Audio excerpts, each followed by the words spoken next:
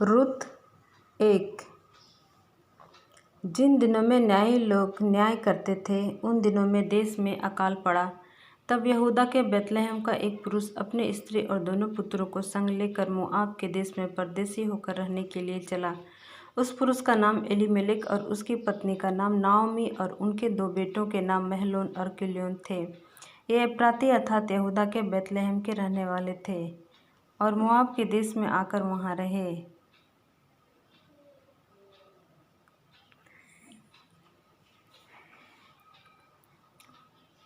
और नाओमी का पति एलीमेलेक मर गया और नाओमी और उसके दोनों पुत्र रह गए। और इन्होंने एक एक मोआबिन ब्याह ली और स्त्री का नाम ओर्पा और दूसरी का नाम रूत था।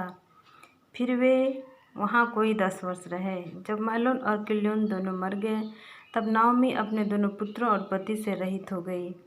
तब वह मोआब के देश में यह सुनकर कि यहोवा ने अपनी प्रजा के लोगों की सुधि लेके उन्हें भोजन वस्तु दी है, उस देश से अपनी दोनों बहुओं समेत लौट जाने को चले। तब वह अपनी दोनों बहुओं समेत उस स्थान से जहाँ रहती थी निकली और उन्होंने यहूदा देश को लौट जाने का मार्ग लिया। तब नाओमी ने अपनी दोनों बहुओं से कहा, तुम अपने अपने मैके लौट जाओ और जैसे तुमने उनसे जो मर गए हैं और मुझसे भी प्रीति की है वैसे ही यहोवा तुम्हारे ऊपर कृपा करे। यहोवा ऐसा करे कि तुम फिर पति करके उनके घरों में विश्राम पाओ। तब उसने उनको चूमा और वे चिल्ला चिल्ला कर रोने लगी। तब उससे कहा, निश्चय हम तेरे संग तेरे लोगों के पास चलेंगे। नाओमी ने कहा, हे मेरी बेटियों लौट जाओ, तुम क्यों मेरे संग चलोगी? क्या मेरी कोख में और पुत्र हैं जो तुम्हारे पति हों? हे मेरी बेटियों लौट कर चली जाओ, क्योंकि मैं पति करने को बूढ़ी हूँ। और चाहे मैं कहती भी कि मुझे आशा है और आज की रात मेरा पति होता भी और मेरे पुत्र भी होती, तो भी क्या तुम उनके सयाने होने तक आशा लगाए ठहरी रहती और उनके निमित्त पति करने से रुकी रहती? हे मेरी बेटियों ऐसा ना हो, क्योंकि मेरा दुख तुम्हारे दुख से बहुत बढ़कर है। देखो यहोवा का हाथ मेरे विरुद्ध उठा है। तब वे फिर उठी और ओर्पा ने तो अपनी सास को चूमा, परंतु रुत उससे अलग ना हुई। तब उसने कहा, देख तेरी जिठानी तो अपने लोगों और अपने देवता के पास लौट गई है, इसलिए तू अपनी जिठानी के पीछे लौट जा। रुत बोली, तो मुझसे यह विनती ना कर कि मुझे त्याग व छोड़कर लौट जा, क्योंकि जिधर तू जाए उधर मैं भी जाऊंगी, जहाँ तू टुके वहाँ मैं भी टिकूंगी। तेरे लोग मेरे लोग होंगे और तेरा परमेश्वर मेरा परमेश्वर होगा। जहाँ तू मरेगी वहाँ मैं भी मरूंगी और वहीं मुझे मिट्टी दी जाएगी। यदि मृत्यु छोड़ और किसी कारण मैं तुझसे अलग हूँ तो यहोवा मुझसे वैसा ही वरन उससे भी अधिक करे। जब उसने यह देखा कि वह मेरे संग चलने को स्थिर है तब उसने उससे और बात ना कही।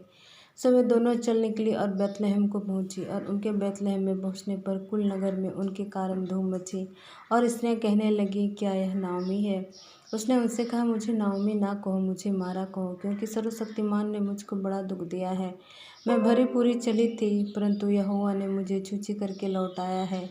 सो जबकि यहोवा ही ने मेरे विरुद्ध साक्षी दी और सर्वशक्तिमान ने मुझे दुख दिया है, फिर तुम मुझे क्यों नाओमी कहती हो? इस प्रकार नाओमी अपनी मोआबिन बहू रुत के साथ लौटी, जो मोआब के देश से आई थी और जो कटने के आरंभ के समय बैतलहम में पहुंची।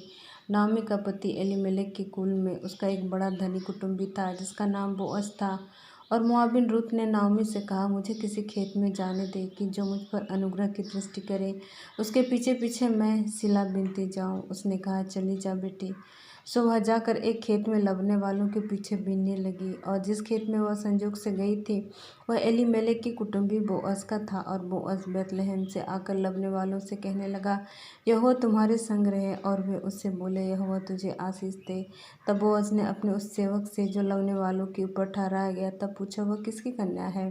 जो सेवक लबने वालों के ऊपर ठहराया गया था उसने उत्तर दिया, वह मोआबिन कन्या है जो नाओमी के संग मोआब देश से लौट आई है। उसने कहा था, मुझे लबने वालों के पीछे पीछे फूलों के बीच बीनने और बालें बटोरने दे। तो वह आई और भोर से अब तक यहीं है, केवल थोड़ी देर तक घर में रही थी। तब बोअज ने रुत से कहा, है मेरी बेटी, क्या तू सुनती है? किसी दूसरे के खेत में बीनने को ना जाना, मेरी ही दासियों के संग यहीं रहना। जिस खेत को वो लबती हों उसी पर तेरा ध्यान रहे और उन्हीं के पीछे पीछे चला करना। क्या मैंने जवानों को आज्ञा नहीं दी कि तुझसे ना बोलें? और जब जब तुझे प्यास लगे तब तू बर्तनों के पास जाकर जवानों का भरा हुआ पानी पीना। तब वह भूमि तक झुककर मुंह के बल गिरी और उससे कहने लगी, क्या कारण है कि तूने मुझे परदेशिन पर अनुग्रह की दृष्टि करके मेरी सुधि ली है? बोअज ने उत्तर दिया, जो कुछ तूने पति मरने के पीछे अपनी सास से किया है, और तू किस रीति अपने माता पिता और जन्मभूमि को छोड़कर ऐसे लोगों में आई है जिनको पहले तूने जानती थी, यह सब मुझे विस्तार के साथ बताया गया है। यहोवा तेरी करनी का फल दे, और इस्राएल का परमेश्वर यहोवा जिसके पंखों के तले तू शरण लेने आई है तुझे पूरा बदला दे।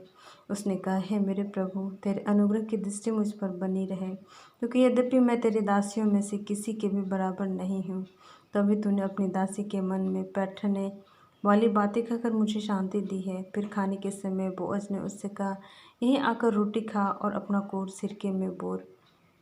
तो वह लवने वालों के पास बैठ गई, और उसने उसको भुनी हुई बालें दी, और वह खाकर तृप्त हुई, वरन कुछ बचा भी रखा। जब वह बिनने को उठी, तब बोअज ने अपने जवानों को आज्ञा दी कि उसको फूलों के बीच बीच में बिनने दो, और दोष मत लगाओ, वरन मुट्ठी भर जाने पर कुछ कुछ निकाल कर गिरा भी दिया करो, और उसके बिनने के लिए छोड़ दो, और उसे घुड़को मत।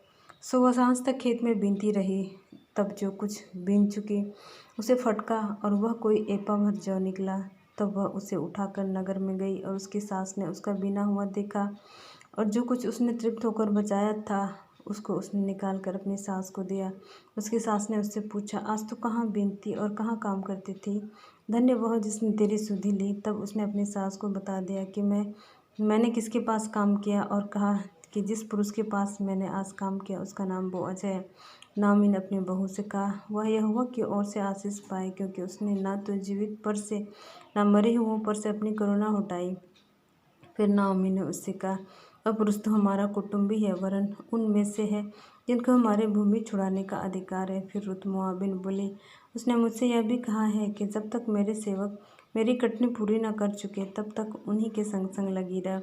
नाओमी ने अपनी बहू रुत से कहा, मेरी बेटी, यह अच्छा भी है कि तू उसी की दासियों के साथ साथ जाया करे, और वे तुझको दूसरे खेत में ना मिले। इसलिए रुत जौ और गेहूँ दोनों की कटनी के अंत तक बीनने के लिए बोअज की दासियों के साथ साथ लगी रही, और अपनी सास के यहाँ रहती थी। उसकी सास नाओमी ने उससे कहा, रुत 3। उसकी सास नाओमी ने उससे कहा, है मेरी बेटी, क्या मैं तेरे लिए ठाव न ढूंढूं कि तेरा भला हो? अब जिसके दासियों के पास तू थी, क्या वह बोअज हमारा कुटुंबी नहीं है? वह तो आज रात को खलिहान में जौ फटकेगा। तो स्नान कर तेल लगा वस्त्र पहनकर खलिहान को जा, परंतु जब तक वह पुरुष खा पी न चुके तब तक अपने को उस पर प्रकट न करना, और जब वह लेट जाए तब तो उसके लेटने के स्थान को देख लेना। फिर भीतर जा उसके पांव उघाड़ के लेट जाना, तब वही तुझे बताएगा कि तुझे क्या करना चाहिए। उसने उससे कहा, जो कुछ तू कहती है वह सब मैं करूँगी। तब वह खलिहान को गई और अपनी सास के आज्ञा के अनुसार ही किया। जब बोअज खा पी चुका और उसका मन आनंदित हुआ, तब जाकर राशि के एक सिरे पर लेट गया। तब वह चुपचाप गई और उसके पांव उघाड़ के लेट गई। आधी रात को वह पुरुष चौंक पड़ा और आगे की ओर झुककर क्या पाया कि मेरे पाँव के पास कोई स्त्री लेटी है। उसने पूछा, तू कौन है? तब वह बोली, मैं तो तेरे दासी रुत हूँ। तो अपने दासी को अपनी चादर उड़ा दे, क्योंकि तू हमारी भूमि छुड़ाने वाला कुटुंबी है। उसने कहा, बेटी, यहोवा की ओर से तुझ पर आशीष हो, क्योंकि तूने अपनी पिछली प्रीति पहले से अधिक दिखाई, क्योंकि तू क्या धनी क्या कंगाल किसी जवान के पीछे नहीं लगी। इसीलिए अब हे मेरी बेटी, मत डर, जो कुछ तू कहेगी मैं तुझसे करूँगा, क्योंकि मेरे नगर के सब लोग जानते हैं कि तू भली स्त्री है। और अब सच तो यह है कि मैं छुड़ाने वाला कुटुंबी हूँ, तो भी एक और है जिसे मुझसे पहले ही छुड़ाने का अधिकार है।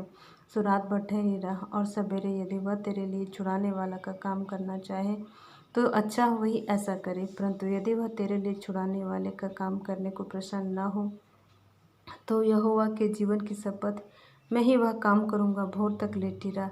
तब वह उसके पाँव के पास भोर तक लेटी रही, और उससे पहले कि कोई दूसरे को चिन्ह सके वह उठी। और बोअज ने कहा, कोई जानने न पाए कि खलिहान में कोई स्त्री आई थी। तब बोअज ने कहा, जो चादर तू ओढ़े है उसे फैला कर थाम ले।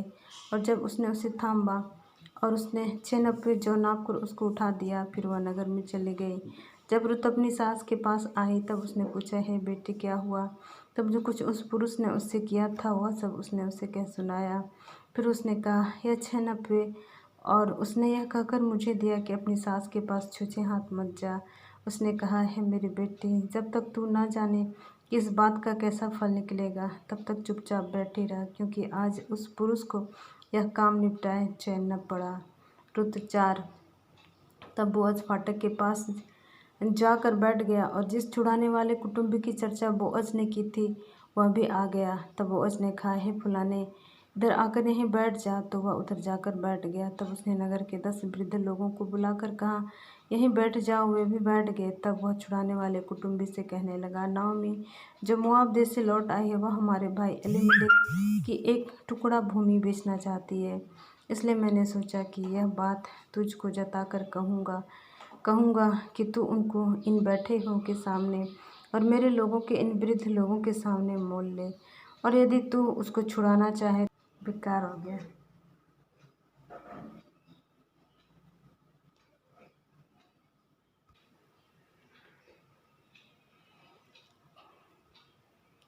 इसलिए मैंने सोचा कि यह बात तुझको जताकर कहूँगा कि तू उनको इन बैठे हुए के सामने और मेरे लोगों के इन वृद्ध लोगों के सामने मोल ले, और यदि तू उसको छुड़ाना चाहे तो छुड़ा, और यदि तू छुड़ाना ना चाहे तो मुझे ऐसा ही बता दे कि मैं समझ लूँ, क्योंकि तुझे छोड़ उसके छुड़ाने का अधिकार और किसी को नहीं है, और तेरे बाद मैं हूँ।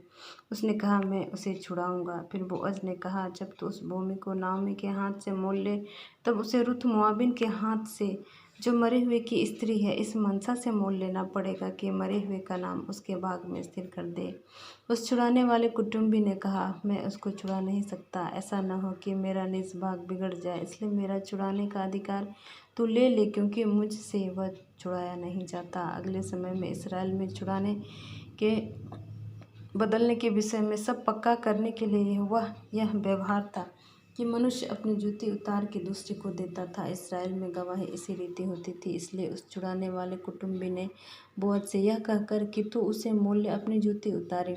तब बोअज ने वृद्ध लोगों और सब लोगों से कहा, तुम आज इस बात के साक्षी हो कि जो कुछ एलीमेलेक का और जो कुछ किल्योन और महलोन का था, वह सब मैं नाओमी के हाथ से मोल लेता हूँ। फिर महलोन की स्त्री रुत मोआबिन को भी मैं अपनी पत्नी करने के लिए इस मनसा से मोल लेता हूँ कि मरे हुए का नाम उसके निज भाग पर स्थिर करूँ। कहीं ऐसा न हो कि मरे हुए का नाम उसके भाइयों में से और उसके स्थान के फाटक से मिट जाए। तुम लोग आज साक्षी ठहरे हो। तब फाटक के पास जितने लोग थे उन्होंने और वृद्ध लोगों ने कहा, हम साक्षी हैं।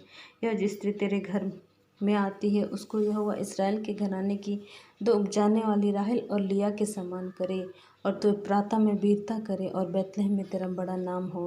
और जो संतान यहोवा इस जवान स्त्री के द्वारा तुझे दे, उसके कारण से तेरा घराना पेरेस का सा हो जाए। और तामार से यहूदा के द्वारा उत्पन्न हुआ। और बोअज ने रुत को ब्याह लिया और उसकी पत्नी हो गई। और जब वह उसके पास गया, तब यहोवा की दया से उसके गर्भ रहा, और उसके एक बेटा उत्पन्न हुआ। तब स्त्रियों ने नाओमी से कहा, यहोवा धन्य है, जिसने तुझे आज छुड़ाने वाले कुटुंबी के बिना नहीं छोड़ा। इसराइल में इसका बड़ा नाम हो, और यह तेरे जी में जी ले आने वाला और तेरे बुढ़ापे में पालने वाला हो, क्योंकि तेरी बहू जो तुझसे प्रेम रखती है और 7 बेटों से भी तेरे लिए श्रेष्ठ है, उसी का यह बेटा है। फिर नाओमी उस बच्चे को अपनी गोद में रखकर उसकी दाई का काम करने लगी। और उसकी पड़ोसिनों ने यह कहकर कि नाओमी के एक बेटा उत्पन्न हुआ है, लड़की का नाम ओबेद रखा। इसी का पिता और दाऊद का दादा वही हुआ। पेरेस की यह वंशावली है, अर्थात पेरेस से हेब्रोन, और हेब्रोन से राम, और राम से अबीनादाब, और अबीनादाब से नहशोन, और नहशोन से सलमोन, सलमोन से बोअज, और बोअज से ओबेद, और ओबेद से यिशै, और यिशै से दाऊद उत्पन्न हुआ। आमीन।